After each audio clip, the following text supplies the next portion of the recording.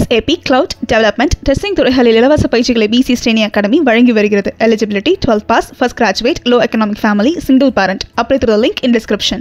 Irregular period என்னதான் பண்றது? உங்க பிரச்சனைகளை கட்டுப்படுத்த Lion Date Syrup தினமும் 2 ஸ்பூன்.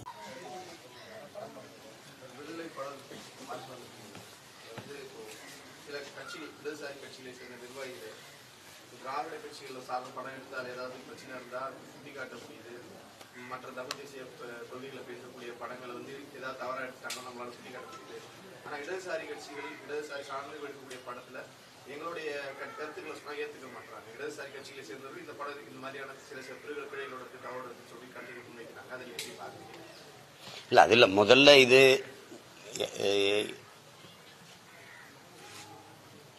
எல்ரைட்டு குமார் அவர்கள் தயாரித்து என்னுடைய தம்பி வெற்றிமாறன் எடுத்த விடுதலையினுடைய 2ஆம் பதிப்பு இது. முதல் இதில் பார்த்தோம், அதை எல்லாருக்கும் ஒரு எதிர்பார்ப்போடு அதை முடிச்சிருந்தார். இப்போ 2ஆம் பாகம் வந்து வெளியாகி ஓடிக்கிட்டு இருக்கு. இது ஒரு படம் அப்படின்னு நம்ம சொல்கிறத விட ஒரு அடிமைப்பட்டு ஒடுக்கப்பட்டு வீழ்த்தப்பட்டு கிடக்கிற நம் இன மக்கள்னு இல்லை, உலகம் பூரா இருக்கிற எல்லா மானுட சமூகத்திற்குமே ஒரு விழிப்புணர்வு பெற்று எழுச்சி பெற்று ஒன்றிணைந்து போராடினால்தான் உரிமையை கொஞ்சமேனும் மீட்க முடியும் காக்க முடியுங்கிறதுக்கான ஒரு குறியீடு தான். புரட்சியாளர் அண்ணல் அம்பேத்கர் அவர்கள் வரலாற்றில் புறக்கணிக்கப்பட்ட இனத்தின் மக்கள் ஒரு நாள் தங்களுக்கான வரலாற்றை தாங்களே எழுதுவார்கள்னு சொன்னது ஒரு குறிப்பிட்ட சமூக இன மக்களுக்கானதில்லை, உலகம் பூரா இருக்கிற மானுட சமூகத்துக்கானது தான். இழந்துவிட்ட உரிமைகளை பிச்சை கேட்டு பெற முடியாது, போராடித்தான் பெற்றாக வேண்டும் என்றும் அவர் போதித்ததும் ஒரு குறிப்பிட்ட ஒரு கூட்டத்துக்கு இல்லை, மொத்த மானுட சமூகத்துக்கும் தான். அப்படியான ஒரு படமாக தான் இதை நீங்கள் ஒரு படம்ங்கிறத ஒரு பாடம், ஒரு படிப்பினை, ஒரு புரட்சிகர ஒரு போராட்ட வரலாற்றை கொண்ட ஒரு புதினம்னு சொல்லலாம். ஒரு நாவல், ஆங்கிலத்தில் நாவல், ஒரு புதினம் அப்படி தான் சொல்லணும். அதில் இருக்கிற உரையாடல்கள்லாம் ஒவ்வொன்றும் விலை மதிப்பிட முடியாத வைர கற்களாக தான் நான் பார்க்குறேன். வெறும் வார்த்தைகள், சோடனை மிகுந்த சொற்களாக நான் பார்க்கல. அது நீண்ட காலமாக அழுத்தப்பட்ட, எப்படி வைரம் அது நிலக்கரியாக மாறுதோ, மரம் செடி கொடிகள் தான் மக்கி வெப்பத்தாலும் அழுத்தத்தாலும் கரியாக மாறுது. அது மாதிரி நீண்ட காலமாக வலி, காயம், துயரம், துன்பம் இதை தூக்கி சுமந்து வந்த மக்களினுடைய அந்த வலியின் மொழி தான் இந்த படத்தில் இருக்கிற உரையாடலாக நான் பார்க்குறேன். அது ஒவ்வொன்றுமே ஒரு தத்துவமாக விழுந்திருக்குது. அது வருங்கால பிள்ளைகளுக்கு எல்லாமே ஒரு கோட்பாடுகள். இது ஆகச்சிறந்த தத்துவத்தை இன்னொரு தலைமுறைக்கு ஒடுக்கப்பட்டு ஆழ்தளத்தில் அழித்து வைக்கப்பட்டு வீழ்த்தப்பட்ட ஒவ்வொரு இன மக்களுக்குமான ஒரு படிப்பினையாக தான், ஒரு பாடமாக தான் இதை பார்க்குறோம். குறிப்பாக இந்த தலைமுறையில் தமிழ் தேசிய இன பிள்ளைகள் நாங்கள் அனுபவிக்கிற துயர துன்பங்களை, கொடுமைகளை வெளிப்படையாகவும் நேரடியாகவும் மறைமுகமாக எப்படி பார்த்தாலும் எங்கள் தாத்தா கலியபெருமாள் அவர்களுடைய போராட்ட வரலாறு தான் இது. வாத்தியார் கலியபெருமாள் பெருமாள் வாத்தியாராக வர்றாரு. அவருடைய முடிவு இது இல்லை, அது தம்பி அவர் திரைக்கதைக்காக, திரைப்படத்திற்காக, அது ஒரு படைப்புக்காக அதை முற்று வச்சிருக்கிறார். இதில் எவ்வளவோ காட்சிகள் நெகிழ்ந்து உருகி போகிற மாதிரி இருக்குது ஒவ்வொன்றும். அது கடைசி நொடிகள் ஒவ்வொன்றுமே ரொம்ப அருமையாக பண்ணியிருக்காரு. அவர் சொல்கிற விளக்கம், நீங்கள் ஒரு வண்டியை ஓட்டிகிட்டு போகிறீங்க, 5 பேர் ஒரு தெருவில் வேலை செஞ்சுட்டு இருக்காங்க, அவங்க மேலே வண்டி ஏறிடக்கூடாதுன்னு திருப்புறீங்க, இந்த பக்கம் ஒருத்தர் வேலை செஞ்சுட்டு இருக்காரு, இப்போ யார் மேலே ஏற்றுவீங்கலாம் அந்த உதாரணம்லாம் நடைமுறையில் இன்னைக்கு இருக்கிற அரசியல் சூழலை, யதார்த்தத்தை இதை விட எடுத்து சொல்லிட முடியாது. மனசை விட்டு நீங்காத எத்தனையோ இடங்கள் இருக்குது. அதில் கடைசியாக வாத்தியாரா தூக்கிக்கிட்டு வரும்போது தடுமாறி கீழே விட்டுறா. அப்போ என் தம்பி தமிழ் அவர் இது என்னடா பணத்தை கூட தூக்கிட்டு வர முடியாதா அப்படிங்கும்போது தம்பி சூரிய அப்படி நிமிந்து இப்படி பார்ப்பான் பாருங்கடே, அது பொணமாடா அப்படின்னு அந்த உணர்வு, அந்த ஒரு காட்சியெலாம் அப்படி நெகிழ வச்சிருது. இது இந்த தலைமுறைக்கு தேவை. எந்த ஒரு தத்துவம் வந்து தடுமாறி வீழுதோ அப்போ புதிய புதிய கோட்பாடுகள் பிறக்கும். இங்கே இப்போ இந்த மண்ணில் பறக்கிற புரட்சிகர அரசியல், நாங்கள் சொல்கிற தேசியன உரிமை, அதில் வருதில்ல தேசியனங்களின் தன் உரிமைங்கிறது. நாங்கள் பேசுகிறதெல்லாம் தமிழ் இனத்துக்குன்னு நினைக்கிறாங்க. இல்லை, உலக பொதுமைக்கு எடுத்து வைக்கிறோம். ஒவ்வொரு தேசியனங்களின் உரிமை என்று நாங்கள் பேசுவது வந்து தெலுங்கர்களுக்கு, மலையாளிகளுக்கு, கன்னடர்களுக்கு, பீகாரிகளுக்கு, குஜராத்திக்கு, மராட்டியிற்கு, எல்லாருக்குமான காஷ்மீரிக்கு, எல்லாருக்குமான தேசியனங்களின் உரிமையை தான் நாங்கள் கேட்குறோம். அப்படித்தான் பார்க்கணுமே ஒழிய இதை போய் இது ஃபாசிசம், இது செப்பரேட்டிசம், இது சாவனிசம் எல்லாம் பார்க்கறது அது சரி கிடையாது. இப்போ அந்த இதில் என்னோட உணர்வோட 100 விழுக்காடு பொருந்தி போகிற படம்ங்கிறனால எனக்கு ஒரு அளப்பெரிய என்ன சொல்றது மகிழ்ச்சி, பெருமை. அப்படி ஒரு படைப்பை என்னுடைய அன்பு தம்பி வெற்றிமாறன் எடுத்திருக்கிறாங்கிறத எதை சொல்லி புகழ்றதுங்கிறது. வேல்ராஜெலாம் நான்லாம் ஒரு குறிப்பிட்ட தூரம் போகும்போது நம்ம வேல்ராஜான்னு நினைக்கிற அளவுக்கு இருக்குது. ஆங்கில படங்களைப் போல அந்த நகர்வும் அந்த பனிக்காடுகளுக்குள்ள அவர் பயணித்த விதம், குறிப்பாக எங்கள் அப்பா இளையராஜா, அவர் எல்லாரும் சொல்றாங்க இந்த வயசுலங்கிறாரு, எந்த வயசுலையும் சிறப்பாக செய்வார். அவ்வளவு அசாத்தியமான இசையில் அந்த காடுகளுக்குள்ள கூட்டிகிட்டு போகும்போது அந்த அதிர்வை அவர் இசையில் அவர் கொடுத்துருக்கிறது அசாத்தியம். ஒவ்வொரு கலைஞர்களும் அதில் அவ்வளவு சிறப்பாக வச்சுக்காங்க. குறிப்பாக சேத்தன் ஐயா, ராஜீவ் மேனன், கௌதம் மேனன், என்னுடைய தம்பி சூரி. சேதுக்கு சொல்ல வேண்டியதே இல்லை. அவர் கூத்துப்பட்டையில் படித்து அவர் இவ்வளோ காலம் இருந்து போராடி திரைப்படத்தில் கிட்டத்தட்ட 50 படங்களுக்கு மேலே போயிட்டார் அவர். ஆனாலும் இது அவர் படத்தில், அவர் திரையுலக வாழ்க்கையில் இது ஒரு பெரிய படைப்பு. அவருக்கு சேதுக்கு வந்து இது ஒரு வரலாற்று கதாபாத்திரம். அதை எடுத்து அவ்வளவு நேர்த்தியாக செஞ்சிட்டார், சாதாரணமாக செஞ்சிட்டார். அவர் உடல் மொழியும் அந்த உரையாடல் உச்சரிப்பும் வந்து அவ்வளவு சிறப்பாக வந்துருது. கடைசியாக அவர் அமுதன் கதாபாத்திரத்தில் என் தம்பி நான் கூட என்னடா நம்ம ஐயாவை சுட்டுட்டேன் அப்படின்னு கேட்டேன். அவ்வளவு இது அதில் ஒரு ஆகச்சிறந்த படைப்பு தமிழில். அது விடுதலை அப்படிங்கிறது முதல் பதிப்போ 2வது பதிப்போ ரெண்டுமே சிறந்த படைப்பு. இப்படி ஒரு படத்தை அவன் என் தம்பி வெற்றிமாறனுக்கு முழு சுதந்திரம் கொடுத்து எடுக்க விட்ட தயாரிப்பாளர் தம்பி ஒரு மணிகண்டன், அவருடைய எல்டர் நிறுவனத்தினுடைய குமார், அவன் தம்பியோட ஒத்துழைச்ச ஒரு கலை இயக்குனர் உதவியாளர்கள், அந்த மலைகளில் சாப்பாடு கொண்டு கொடுத்த தொழில்நுட்ப கலைஞர்கள், படத்தொகுப்பாளர், சண்டை காட்சி அமைத்த கலைஞர்கள் எல்லாருமே மிகுந்த பாராட்டுக்குரியவர்கள். ஒலிக்கலவை செய்த பொறியாளர் எல்லாருக்குமே என்னுடைய மனந்திறந்த பாராட்டுகளும் வாழ்த்துக்களும். இது உலக தமிழ் மக்கள் போற்றி கொண்டாட வேண்டிய ஒரு அரிய படைப்பை என்னுடைய தம்பி கொடுத்துருக்கிறாருங்கிறதுல எனக்கு பெருமையும் மகிழ்ச்சி. வேற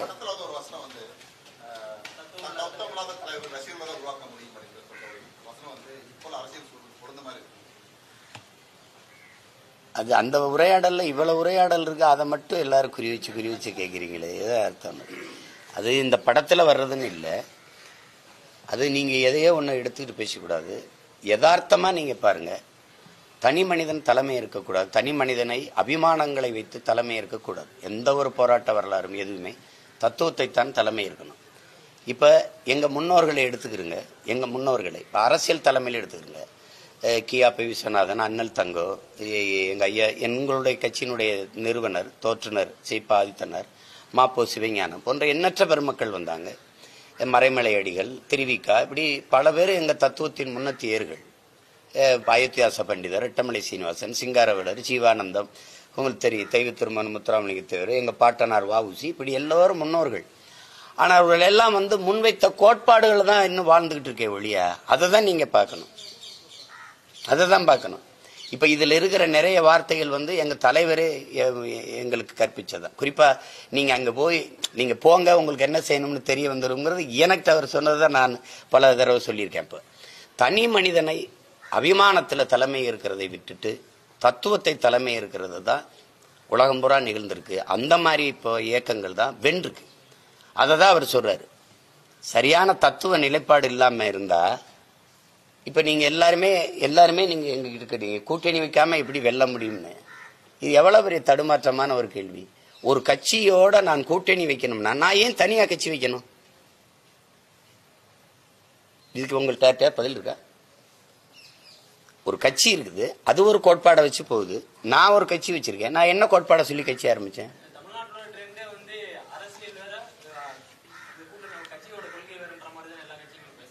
அதை விட ஆக சிறந்த ஏமாற்று ஒண்ணுமே கிடையாது. அது வேற.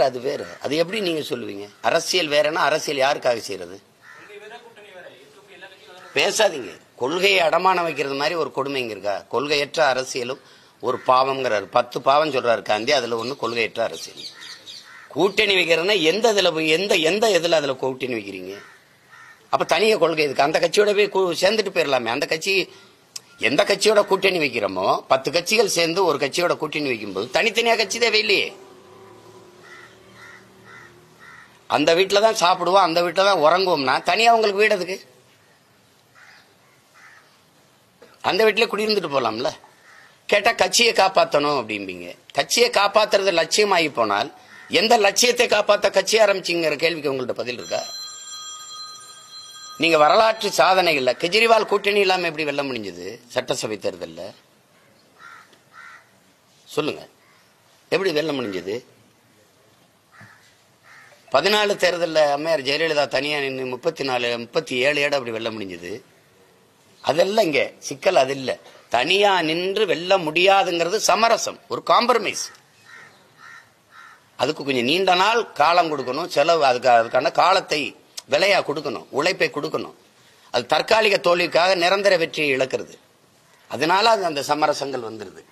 அதனால நீங்க எடுத்தோடனே என்னன்னா அந்த இப்படி சொல்றாரு தத்துவம் இல்லாத தலைமை அப்படின்னு. அது தத்துவம் இல்லாத தலைமைன்னு யாருக்கு இல்லை, எனக்கும் சேர்த்துத்தான், நாளைக்கு வந்தாலும் உங்களுக்கும் சேர்த்துத்தான்.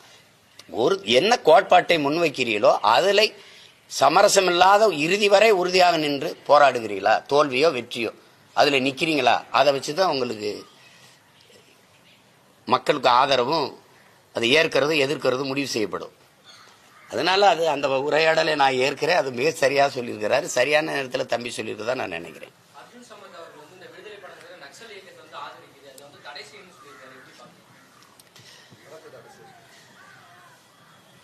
ஒரு மதத்தை போற்றுவது, மதம் சார்ந்த மக்களை மட்டுமே நலன் சார்ந்து பேசுவது, அதை மட்டுமே பேசுவதை விடவா ஒரு கொடிய நக்சல் இந்த நாட்டில் இருந்துட முடியும்?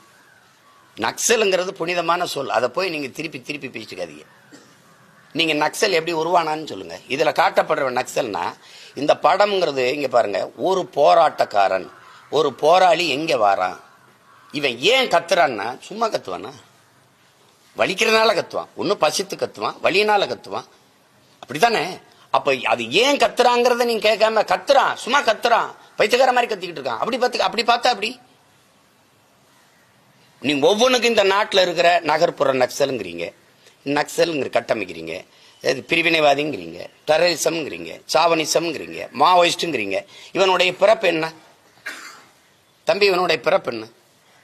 இதையெல்லாம் கற்பிக்கிறது யாரு? அதிகாரம். அதிகாரம்ங்கிறது என்ன? இரக்கமற்ற குணமும் அரக்க மனமும் கொண்டதுதான் அதிகாரம். அதுக்கு காதுகளே கிடையாது, அது கண்ணு இருக்குது, கண்ணீர் கிடையாது. அகன்ற வாயும் நீள கால்களும் தான் உண்டு. கால்களை வச்சு மிதிக்கு நசுக்கும். நீங்க எது ஒண்ணு பேசினாலும் உரிமை, என் நிலத்தை எடுக்காத, என் வீடை இடிக்காத, என் வளத்தை எடுக்காத, ஐயோ என் மலையை வெட்டாத, என் வளத்தை சுரண்டாத, என் உரிமையை கொடு, எனக்கு வேலை கொடு, எனக்கு இதெல்லாம் கேட்டீங்கன்னா நீ இந்த காலை வச்சு நல்லா மிதிச்சு நசுக்கும். அந்த செயலை அகன்ற வாயை வச்சு பேசி நியாயப்படுத்தும். இதான் அரசு, இதான் அதிகாரம். இந்த அதிகாரம் சொல்றதையா கேட்கறீங்க நக்சல்னு? அநீதி எதிர்த்து போராடுறவன் தானே இங்க தேவைப்படுது. அப்புறம் அநீதி எதிர்த்து போராடி தானே நீ விடுதலை பெற்ற. அப்ப பகத்சிங் நக்சலா, சுபாஷ் சந்திர போஸ் நக்சலா, அடக்குமுறை ஒடுக்குமுறை எதிர்த்து போரிட்டவன் எல்லாம் நக்சலா? அப்ப எப்படி பாக்குறீங்க நீங்க? இதெல்லாம் எது கொடுமை? அவங்க ஏதாவது சொல்லுவாங்க, என்னப்பா அவங்க கோட்பாடு இதுல சொல்லப்படல, இல்ல அவங்க கோட்பாடு சொல்லப்படல. ஒருவேளை அவங்க கருத்துக்கள் இது சொல்லப்பட்டிருந்தா ஆக சிறந்த படம்னு சொல்லுவாங்க. இது அடக்குமுறை ஒடுக்குமுறைக்கு எதிரான கிளர்ச்சியை சொல்லுது, போராட்டத்தை கற்றுக் கொடுக்குது, உயிரை விட உரிமை மேலானதுங்குது. நாங்க ஏற்றுக்கொண்ட தத்துவங்கள் என்ன? சரணடைஞ்சு வாழ்வதற்கு சண்டையிட்டு சாகலாம், அடிமை வாழ்வினும் உரிமை சாவு மேலானது. இந்த கோட்பாட்டில் வளர்ந்த பிள்ளைகள்.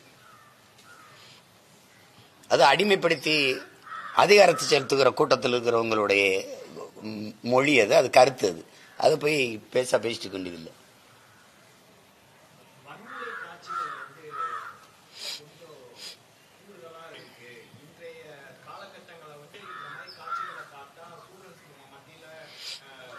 இந்த படம் வர்றதுக்கு முன்னாடி நிறைய கொலைகள் நடந்துருச்சு. இப்ப 20ஆம் தேதி தான் வந்திருக்கு.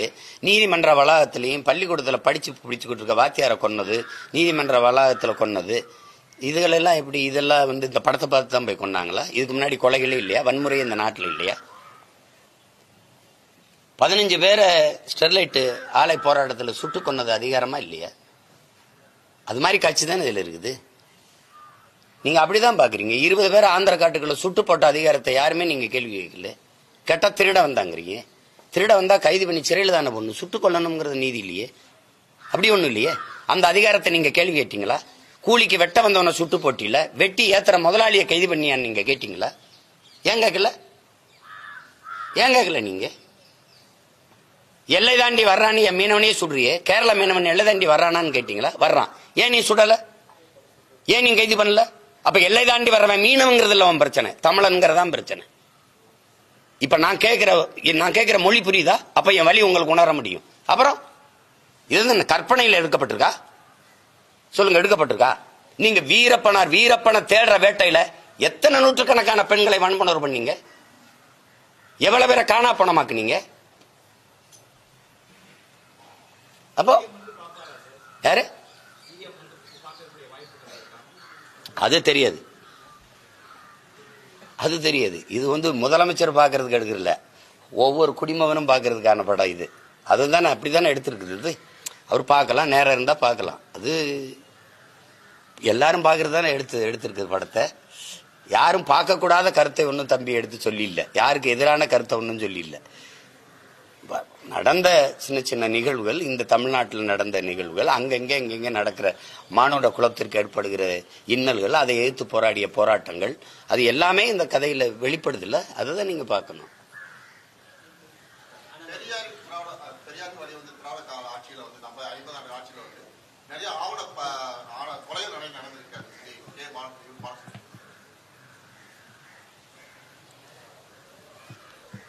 அது மறுக்க முடியாது.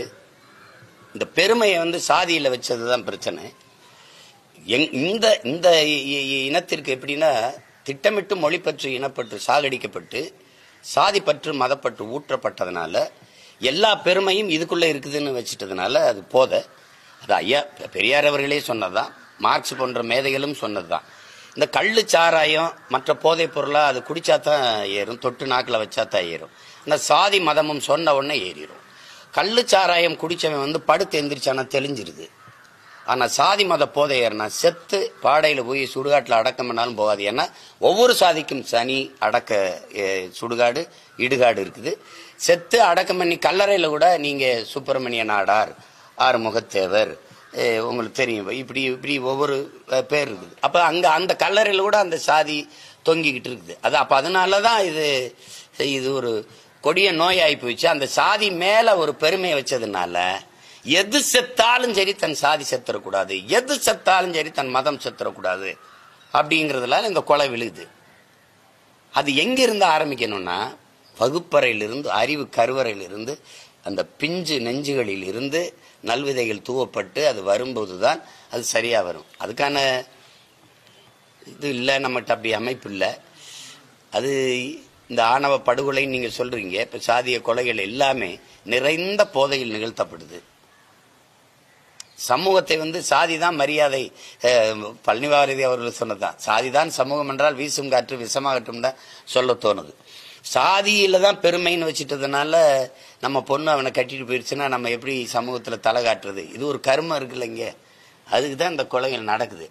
அதை கடும் சட்டம் மூலமா தான் ஒழிக்கணும். அப்படி சாதி மறுப்பு மத மறுப்பு திருமணங்கள் செய்தவர்களுக்கு, அவர்களுடைய குழந்தைகளுக்கு வேலை வாய்ப்புல, கல்வியில, எல்லாவற்றிலையும் முன்னுரிமை கொடுக்கிற சட்டம் இயற்றி வரும்போது கொஞ்சம் கொஞ்சமா செத்துரும்.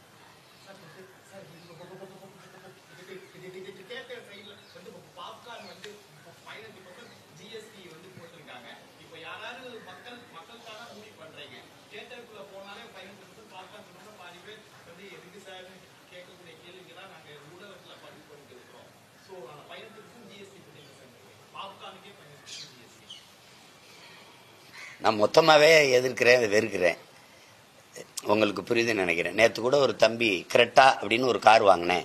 கார் இந்த மயிலுந்தின் விலை 13 லட்சம், ஆனால் இது 15 லட்சம் அதுக்கு வரி மட்டும் கட்டியிருக்கேன் அப்படிங்கிறப்ப. நீங்க இந்த பாப்கார்ன் தானே உணவு பண்டத்துல சொல்றீங்க.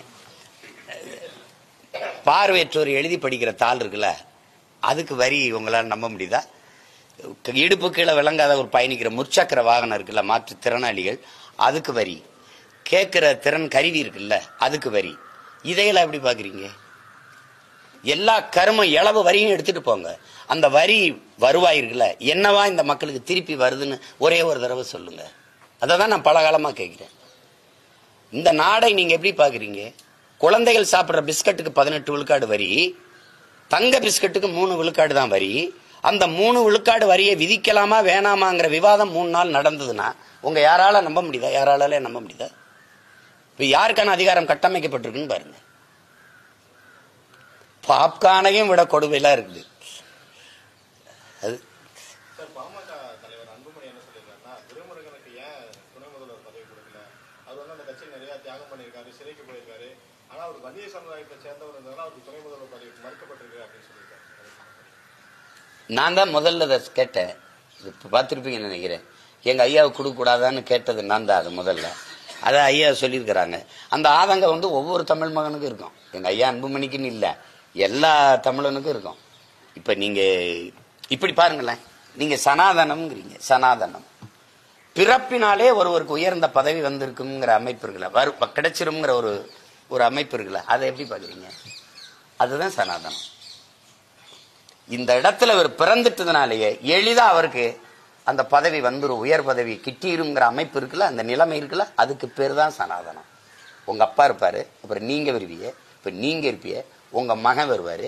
இவ்வளவு பெரிய நாட்டுக்குள்ள இல்லாத துணை முதல்வர் உங்க வீட்டுக்குள்ளதான் வருவாராங்கிற கேள்வி நீங்க எழுப்பி பார்க்கணும். அதுக்குதான் நீங்க குடிவாரியா கணக்கெடுங்கிறோம் நாங்க. அப்படித்தானே நீங்க பார்க்கணும். இப்ப நீங்க எந்த வழியில எங்க ஐயா துரைமுருகனை தாண்டி தம்பி உதயநிதிக்கு தகுதி வந்துருச்சுன்னு கொடுத்தீங்க?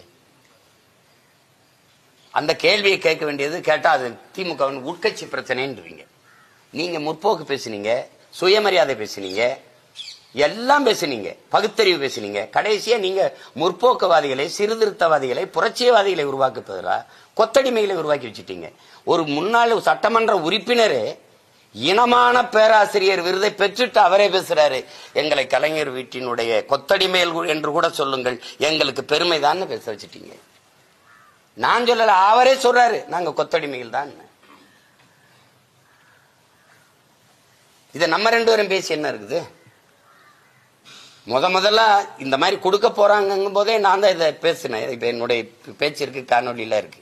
ஏன் நீங்க எங்க ஐயாவுக்கு கொடுக்க கூடாது அப்படின்னு அப்ப கூட சொன்ன. இடைக்கால இவர் அமெரிக்கா போகும்போது இடைக்கால முதல்வர் எடுக்க போறதா கூட பேச்சு வந்தது. அந்த வாய்ப்பையாவது எங்க ஐயாவுக்கு கொடுங்கன்னு கூட நான் பேசினேன்.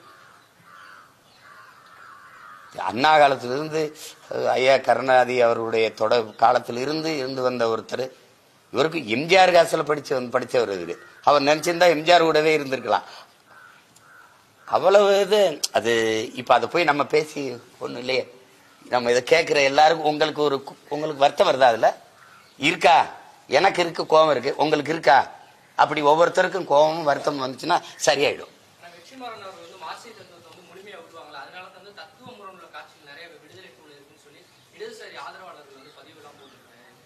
என்ன தத்துவம்? அந்த இடதுசாரி தோழர்கிட்ட கேளுங்க, உங்க தத்துவம் என்னன்னு கேளுங்க. இல்ல உங்க தத்துவம் என்ன சொல்றது? நீங்க ரஷ்ய அதிபர் ஜோசப் ஸ்டாலினை இங்க இருக்கிற முக ஸ்டாலின் 2 ஒண்ணு நினைச்சுக்கிறது தவிர உங்களுக்கு வேற ஏதாவது தத்துவம் இருக்கா? வேற ஏதாவது தத்துவம் இருக்கா? தம்பி, அன்னைக்கு நீங்க காமரேட், இன்னைக்கு நீங்க கார்பரேட். உங்களுக்குள்ள என்ன? நீங்க என்ன தத்துவத்தை பத்தி பேசுறீங்க? நீங்க எந்த தத்துவம் உங்கள்ட்ட உயிர்ப்படம் இருக்கு? எந்த தத்துவம் இருக்கு? தேசியனங்களின் உரிமைக்கு நிக்காதவன், உரிமைக்காக போராடாதவன் ஒரு ஜனநாயகவாதியே இல்ல. அவன் எப்படி கம்யூனிஸ்டா இருக்க முடியும்னு கேட்டது லெனின். நீங்க தேசியனங்கள் உரிமைக்கு உங்களுக்கும் 10,000 கிலோமீட்டர். தேசிய உரிமைக்கு நிக்கிறீங்களா நீங்க? நான் அதை கேட்டா லெனின் சொன்னதை இன்னைக்கு பொருத்த முடியாதுன்னு. லெனின் சொன்னதை பொருத்த முடியாது. நீங்க சொல்ற இலவகர் மந்திரத்தை எங்க போய் பொருத்துறது? எந்த இடத்துல நீங்க நிக்கிறீங்க? மொழிக்கு நிக்க மாட்டீங்க, நிலம் வளத்துக்கு நிக்க மாட்டீங்க, அப்புறம் இனம் கிடையாது, இன உரிமை கிடையாது. எந்த இடத்துல நிப்பீங்க? என்னுடைய பண்பாடு, என்னுடைய கலை இலக்கியம், என்னுடைய வழிபாடு எதுக்கு இல்ல? கலை இலக்கியம்னு ஒண்ணு வச்சுட்டு இருந்தீங்க, அது எங்க இருப்பா? அது எங்க? அதுவும் இல்லை.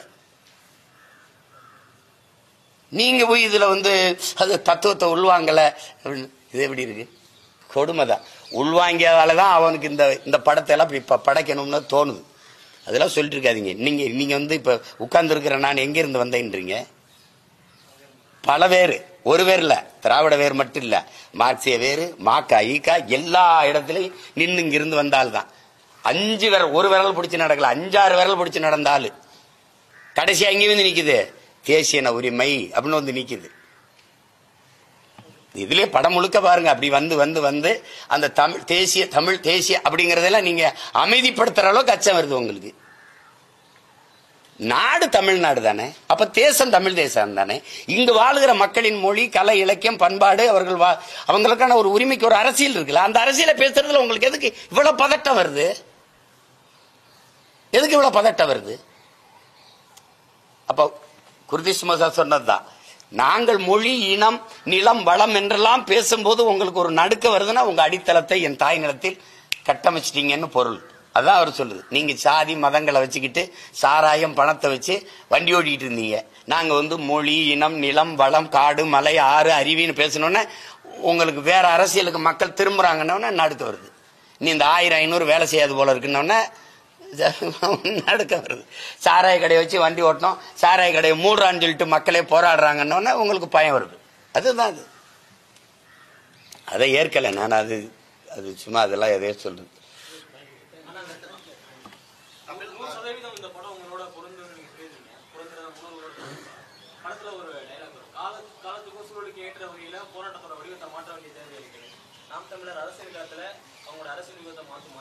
இல்ல மாத்தினதுனாலதான் நான் எங்க தலைவர் வழியிலிருந்து, எங்க தாத்தா வழியிலிருந்து, எங்க அண்ணன் தமிழரசன் வழியிலிருந்து இங்க வந்தது.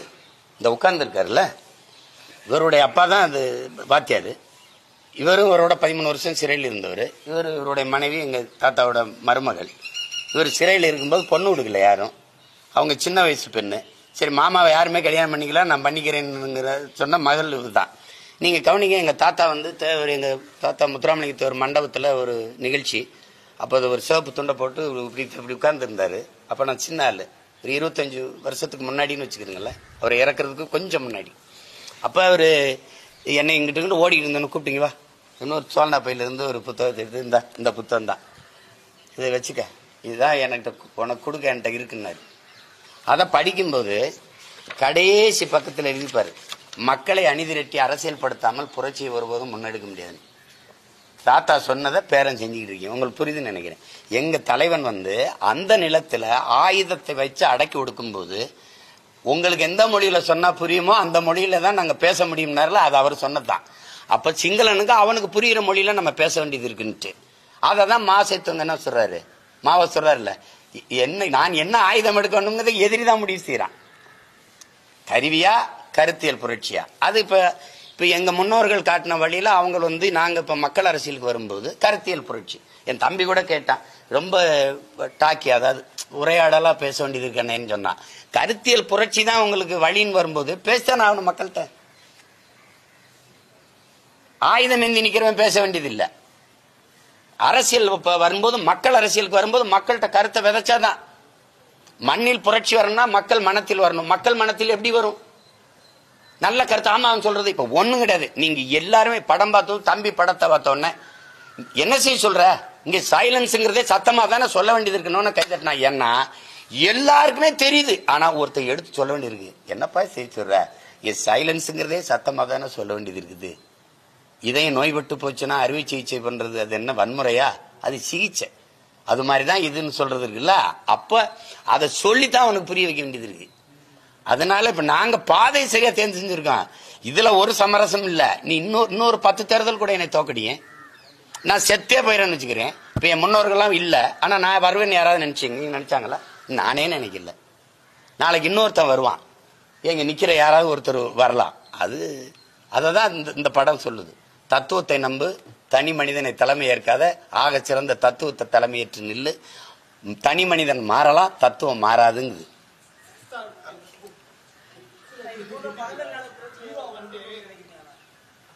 ஒரு சில ஹீரோக்கள் வந்து இந்த மூவிக்கான வாய்ஸ் கொடுத்து வந்தா இன்னும் கொஞ்சம் மக்கள் மத்தியில இன்னும் கொஞ்சம் ஸ்பீடா போய் சேரும். நடிகர் சூப்பர் ஸ்டாரா இருக்கட்டும், ஸ்டாரா இருக்கட்டும், இப்ப நீங்க வந்திருக்கீங்க, அது ஹீரோக்கள் வந்தா இன்னும் கொஞ்சம் நானே கொஞ்சம் காலதாமதம். எனக்கு வந்து இந்த வெளியீட்டு நேரத்தில் இது என் தம்பியை பற்றி உங்களுக்கு தெரியும். கடைசி 3 மணி நேரத்துக்கு முன்னாடி தான் படமே கொடுத்தான். அந்த உங்களுக்கு பொருள் தெரியும் நினைக்கிறேன். அவன் அப்படி ஆளு. அப்புறம் நான் எப்படி படத்தை பார்க்கறது? நான் பல வேலையில் திட்டமிட்டு போயிட்டேன். நேற்று பார்க்க வேண்டியது நேற்று வேலையாயிடுச்சு. இப்போ இதுக்குன்னே அவசரமாக வந்து பார்க்குறேன்னா நாளாயிடுச்சுன்னு பார்க்கலாம். பார்த்து எல்லாரும் சொல்லலாம். அது பாராட்ட மாட்டாங்கன்னு சொல்ல முடியாது. பாராட்டுவாங்க. பாராட்டுவாங்க.